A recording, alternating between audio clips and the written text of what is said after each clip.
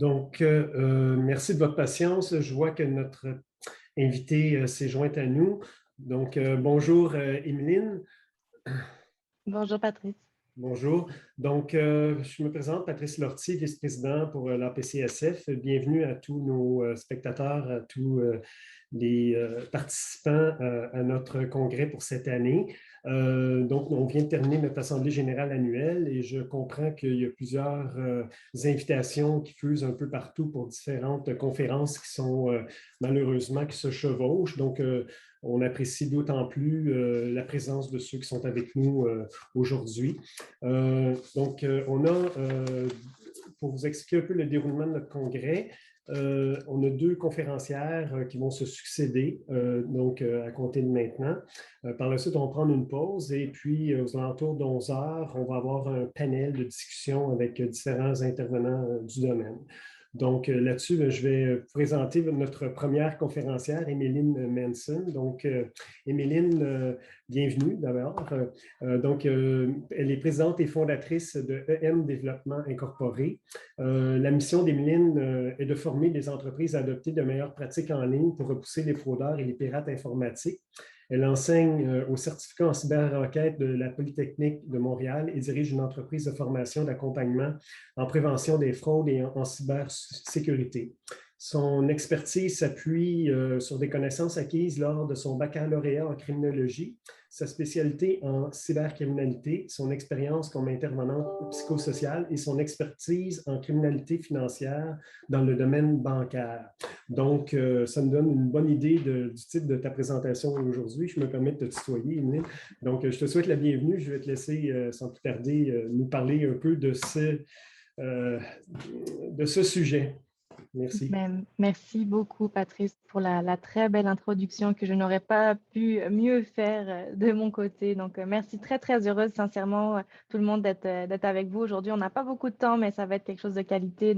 On m'a dit moi un max 10-15 minutes. Donc super heureuse d'être avec vous. Puis effectivement, Patrice m'a super bien présenté, donc je ne rentrerai pas dans les détails sur le parcours, d'où est-ce que je viens, pourquoi je fais ce que je fais, mais aujourd'hui, j'ai fondé une entreprise de formation d'accompagnement en prévention des fraudes et en cybersécurité. Et je sais que la prévention, ce n'est pas quelque chose de sexy, mais on va essayer de rendre ça sexy un petit peu plus ensemble. Puis en tant qu'ancienne intervenante psychosociale, l'aspect humain de la relation d'aide sont vraiment au cœur de mes valeurs, des valeurs de mon entreprise, et j'ai envie de vous challenger. Quand on pense cybersécurité, aujourd'hui, on pense aux technologies, on pense aux infrastructures, on pense aux machines, mais on oublie l'humain qui a un grand rôle dans cette équation-là. Et pourquoi est-ce qu'on oublie finalement que l'humain joue un rôle lui aussi dans 90% des attaques, des escroqueries? Notre humain, il est là. Alors moi, personnellement, j'ai décidé de m'intéresser justement à la prévention et à cet humain derrière son écran. Donc, merci de tout cœur d'être à l'écoute aujourd'hui, de contribuer avec moi à ce que j'appelle à propager la bonne parole de la cybersécurité. Donc, merci du fond du cœur. Donc, qu'est-ce qu'on aborde? À quoi ça ressemble? C'est quoi la cybersécurité? Typiquement, vous allez très vite ressentir ce que c'est, vos mots de passe. Les mots de passe, le gros morceau, là, les mots de passe, on sait qu'on est supposé avoir un mot de passe différent pour toutes les plateformes qu'on utilise. Donc, un mot de passe uniquement pour mon Facebook, un autre pour mon LinkedIn, un autre pour l'outil que j'utilise pour me connecter à peu importe quelle plateforme. Puis là, sûrement, ça fait des petits bruits dedans, là, ça grince un petit peu de dire comment on fait pour avoir un mot de passe différent pour toutes nos plateformes. Là, il y a des outils qui existent. Typiquement, si je vous parle des gestionnaires de mots de passe. Un gestionnaire de mots de passe, c'est un coffre-fort où est-ce qu'en arrière, tous mes mots de passe sont enregistrés, tous mes mots de passe sont logués. Il en existe vraiment plusieurs. LastPass, typiquement, est un gestionnaire de mots de passe quand même très réputé, très connu, qui a une version gratuite aussi. Donc là, on vient un peu pallier au fait que on est supposé avoir un mot de passe différent pour toutes nos plateformes. Voilà un outil qui va pouvoir nous aider à rendre ça possible. Puis, là, vous me direz peut-être que vous avez aussi des mythes en tête ou des fausses croyances en tête par rapport à la cybercriminalité. Donc, je voudrais en déconstruire quelques-uns avec vous. Entre autres, le fait de se dire, les outils qu'on utilise, là, les outils que notre institution nous met à disposition, ils sont sécurisés. À quoi ça sert? À quoi ça sert? Je vais vous le dire. De dire que, exemple, l'outil que j'utilise pour me connecter, il est sécurisé. C'est sûr qu'ils vont mettre les équipes TI derrière, ils vont mettre tout en leur pouvoir pour que ce soit sécure. Mais vous devez les aider à garder ça sécurisé, à garder ça sécuritaire. Je m'explique. Si mon mot de passe pour me connecter à la plateforme, c'est 1, 2, 3 soleil, ben, ça se peut que ce soit quand même facile de rentrer dedans, ce soit facile à hacker pour un fraudeur de deviner le mot de passe puis d'accéder à toutes ces informations qu'on a derrière. Donc, d'avoir ça en tête, aider les plateformes à maintenir les choses sécuritaires. Puis là, je parlais des mots de passe, puis on a peut-être tendance, et c'est peut-être de votre côté aussi le cas, à enregistrer nos mots de passe sur notre navigateur web. Exemple, je pense à Google Chrome. Donc, Google Chrome, on se connecte pour la première fois, puis là, on a le petit pop-up qui nous dit « Voulez-vous enregistrer ces identifiants pour la prochaine fois ?» On clique « Enregistrer ». Pourquoi c'est une mauvaise idée? Parce que pour les enregistrer, il faut qu'ils les stockent, il faut qu'ils les conservent à quelque part. Et c'est quand même facile d'aller les retrouver. Le problème, en fait, c'est que je pourrais me connecter avec un autre ordinateur, mon compte Google pourrait s'être fait pirater, puis à ce moment-là, tous mes mots de passe sont, et là je dis Google, puis mon téléphone, hein, Google nous écoute, mais tout est enregistré, puis à ce moment-là, le fraudeur qui aurait accès à mon compte Google aurait accès aussi à tous mes mots de passe derrière. Donc, c'est super important à ce niveau-là, mais il y a tellement d'autres sujets, tellement d'autres thématiques. Et là, vous me direz peut-être, ouais, mais nous, on est des petits entrepreneurs, des petites entreprises, on est peut-être indépendants. Pourquoi est-ce que ça nous concerne? Pourquoi, en fait, les fraudeurs s'intéresseraient à nous? Parce qu'il existe deux types d'attaques. Il existe les attaques qui sont aléatoires. Donc, quand je reçois, exemple, un courriel d'hameçonnage, je ne suis pas la seule personne qui le reçoit. Il y a plein d'autres personnes qui le reçoivent aussi. Et à ce moment-là, ben, je fais juste cliquer dessus, puis je tombe dans le piège. Et voilà, c'était vraiment aléatoire. Mais il y a aussi les attaques qui sont ciblées. Donc, pourquoi un fraudeur voudrait m'attaquer moi spécifiquement quand il sait que j'ai pas tant de choses que ça? Ben, peut-être parce qu'on sous-estime la valeur de nos données, on sous-estime la valeur des choses qu'on a à notre disposition. Déjà, on a des informations sensibles. Pensez à toutes les informations que vous avez. C'est des choses qui ne peuvent pas fuiter, c'est des choses qui ne peuvent pas se retrouver sur Internet. On a une grande responsabilité face aux données qu'on a sur nos clients, sur des fournisseurs. Donc, pourquoi les pirates s'intéresseraient à nous de façon ciblée? Parce qu'on travaille avec des données sensibles, des données personnelles, mais aussi pensez que vous travaillez avec des plus grosses organisations.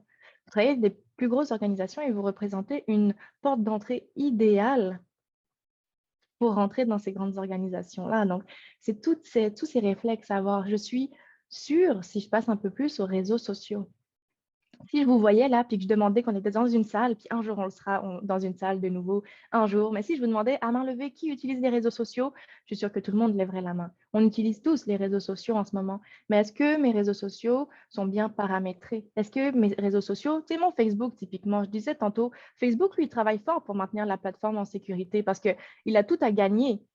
Hein, il a tout à gagner pour se faire, pour maintenir ces gens en sécurité, parce que sinon, c'est sa réputation. Les gens ne vont plus aller sur la plateforme, puis c'est poche pour lui. Mais on doit aider Facebook à nous aider à rester en sécurité.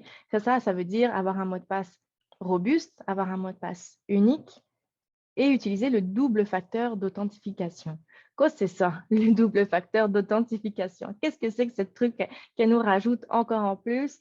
C'est un code que je vais recevoir soit par courriel, soit par texto, soit par une application génératrice de code sur mon téléphone. Et ça, c'est vraiment chouette parce que ça vient rajouter une couche de sécurité. Ce que ça veut dire, c'est que même si le fraudeur, il a mon courriel, il a mon mot de passe, ben derrière, il va avoir une autre porte qui va être fermée et que pour l'ouvrir, il lui faut ce code-là. Donc ça, c'est vraiment à mettre partout, le double facteur d'authentification, à mettre sur les réseaux sociaux. Ce n'est pas juste pour nos banques. Donc les banques, vous le recevez, ce petit texto-là, généralement, ils nous l'obligent à avoir ce double facteur. Mais sachez que si vous utilisez un CRM, c'est possible de l'activer sur votre CRM. Si vous utilisez un outil infonuagique, donc un Google Drive, un OneDrive, un Dropbox, peu importe, on peut l'ajouter aussi parce que c'est vraiment, vous voyez ça comme une double serrure. C'est-à-dire, ah ben, peut-être que ma première serrure, elle a pété, mais la seconde, ça va être beaucoup plus difficile à la péter. Donc, ça ressemble à ça pour l'authentification sécurisée. Qu'est-ce que ça prend? Le gestionnaire de mots de passe a bien sécurisé aussi un gestionnaire de mots de passe, c'est-à-dire que si mon mot de passe maître pour entrer dans mon gestionnaire de mots de passe, encore une fois, c'est 1, 2, 3 soleil, ou c'est le nom de mon animal de compagnie, Ben, c'est très peu sécurisé. Donc, d'avoir un mot de passe robuste, d'activer le double facteur d'authentification, ça va être vraiment des choses de base de base. J'ai Patrice, des questions oui. des certains participants. Est-ce que tu préfères lui répondre à la fin de ta présentation ou tu veux les Je pense intégrer? que avec, en fait, on va survoir groupe et on va garder vos questions pour même plus tard. En fait, on va se donner un moment plus tard suite à cet événement-là pour répondre à toutes ces questions-là.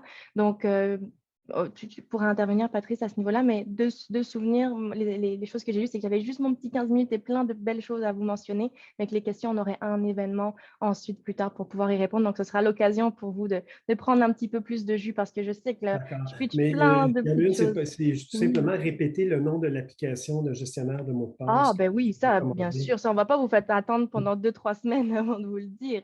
LastPass. LASTPASS. LastPass. Sinon, il y en a vraiment plusieurs autres sur Internet. KeePass, par exemple. KEEPASS. OnePassword va en être un aussi. Donc, Ça, mais une c'est autre question qu'elle peut poser, je me permets de la poser parce que je me la posais oui, également. Y a-t-il c'est des vrai. possibilités de se faire, oui, hacker notre gestionnaire de mots de passe? On pourrait se le faire hacker aussi, non? Tout est possible, dépendamment comment est-ce qu'on l'a sécurisé. Comme je disais, si mon mot de passe, c'est Ouais. 1, 2, 3, oh, bah là, quelqu'un pourrait rentrer dedans. Donc, vraiment, on a plein de couches de Donc sécurité là, à mettre d'activer effectivement. un deuxième niveau de sécurité. D'accord. 100%. Puis exemple, je suis dans un café, puis là, je m'en vais à la salle de bain, puis je n'ai pas verrouillé mon ordinateur. On s'entend, c'est le pire scénario possible. Mais si je me fais voler mon laptop et que mon gestionnaire est ouvert sur mon ordinateur qui lui-même est ouvert, ben là, il a accès à tout. Après, où est le risque? À savoir si le fournisseur, si l'espace se fait pirater, qu'est-ce qui arrive? Ben, on a quand même la sécurité qu'avec eux, ce qui est stocké dans leur serveur, c'est chiffré. Donc, si quelqu'un même accédait à ces informations-là, il y accéderait, en fait, il verrait juste du code, quelque chose qui est chiffré, du charabia. C'est comme si moi, je ne parle pas russe, je parle juste français dans la vie, puis que j'avais du texte qui était écrit en russe, puis que c'était vraiment incompréhensible pour moi. Donc, c'est chiffré, c'est sécurisé à, à ce niveau-là. Donc, plein de belles choses. Pensez, des belles choses, c'est relatif parce que je vous ajoute des petites choses à faire, mais c'est pour le bien de vos clients, c'est pour le bien des fournisseurs, de la sécurité. Voyez ça un petit peu de dire, ben, moi, ma sécurité, ça me tient à cœur, admettons. Tu sais, c'est un peu ma marque de commerce, ma marque de commerce aux yeux de mes clients, de dire, ben, écoutez, moi, monsieur, madame le client, ben, nous, on tient vraiment vos informations, c'est important pour nous. Donc, démarquez-vous aussi. Ça peut être un argument marketing presque limite de dire, bon, ben, pour nous, vos informations sont importantes. Puis il y a la loi 64 qui s'en vient aussi, qui va mettre plein, plein d'autres choses en perspective. Pensez aux sauvegardes aussi. Tu sais que si on sauvegarde nos choses juste sur notre ordi, puis on perd notre ordi ou on se le fait voler, ou peu importe si, tu sais, si ça a une durée de vie, un ordinateur, ou admettons, j'ai une sauvegarde juste sur le cloud, juste sur le nuage, et que demain matin, eux sont down, ben, c'est de se dire, c'est de se dire tout ça. C'est peut-être pas un sujet sexy comme tu mentionnais au début. Par contre, je dois dire que ça suscite beaucoup de questions et c'est pour ça que je pense que ça nous a mis en appétit peut-être pour qu'on puisse faire une édition spéciale avec toi dans un prochain événement, peut-être un Facebook Live, là. Donc, les questions que les gens nous ont posées aujourd'hui, évidemment, ça nous fait nous questionner sur des façons des fois de trouver des mots de passe qui sont vraiment sécuritaires, des trucs aussi pour s'en rappeler. Tu as parlé de certaines applications et tout, mais parfois aussi, c'est un peu frustrant d'avoir des sites qui nous imposent un certain nombre de caractères et avec des particularités, ce qui fait que des fois, on ne peut pas uniformiser nos mots de passe. Donc, je pense qu'il y a bien des trucs qu'on pourrait voir. Donc là-dessus, ben, je vais inviter les gens, s'ils ont d'autres questions, de nous les soumettre à info@apcsf.ca. Donc, je répète, info@apcsf.ca sur les questions que vous pourriez avoir et ça nous permettra à ce moment-là, dans notre édition spéciale, de pouvoir y répondre. On communiquera avec ceux qui nous ont posé des questions là, par courriel et sur les réseaux sociaux à cet égard. Donc, je ne sais pas si tu avais d'autres choses à ajouter, Émiline.